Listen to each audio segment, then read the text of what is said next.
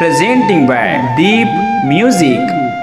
नमस्कार दोस्तों, नए नए छत्तीसगढ़ी गाने सुनने और देखने के लिए हमारे दीप म्यूजिक चैनल को अभी सब्सक्राइब करें और बेल आइकॉन के बटन को क्लिक करें।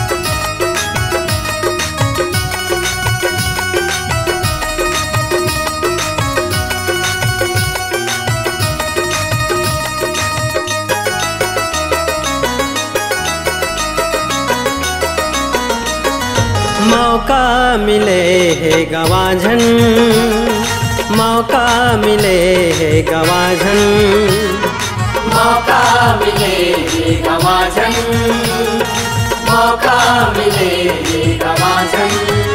राम नाम के त कर ले रटन, राम नाम के त कर ले रटन। मौका मिले है गवाझन, मौका मिले है गवाझन, मौका मिले है गवाझन, मौका मिले है गवाझन।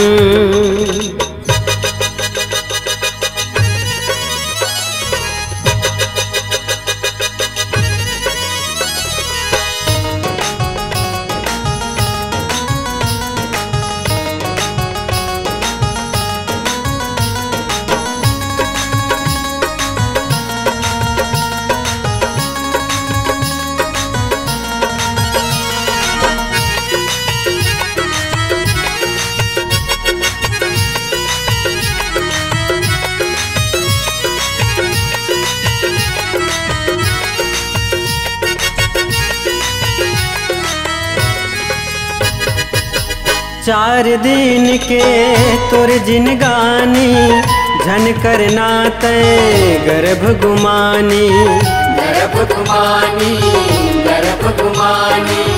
बिना राम के ये तन है बिरथा, सुंदर है मोरे राम कहानी, राम कहानी, राम कहानी।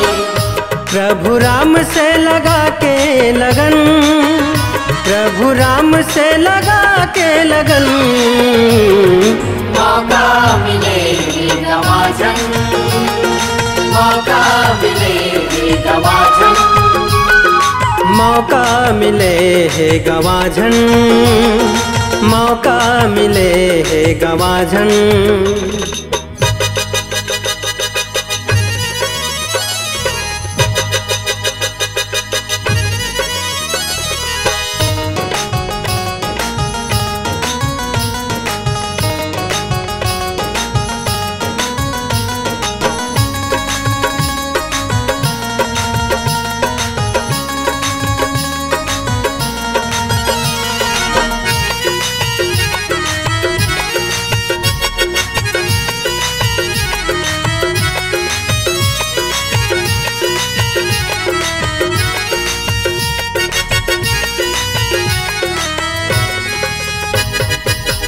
सब दुख पीरा ला बिसरा लो, राम नाम के ध्यान लगा लो, ध्यान लगा लो, ध्यान लगा लो।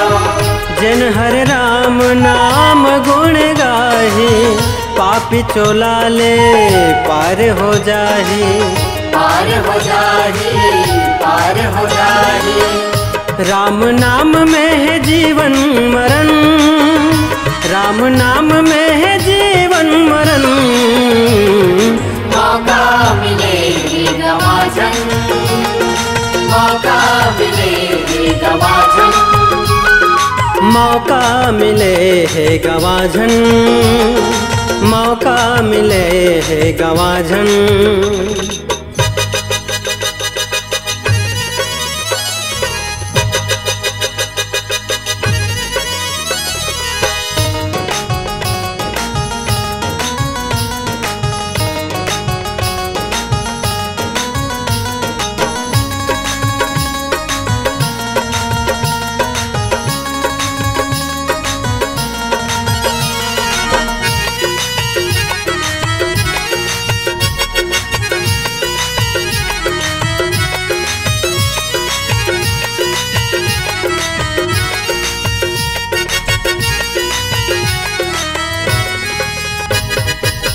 ये मौका फिर नहीं आही, कौन जाने काली का हो जाही, का हो जाही, का हो जाही।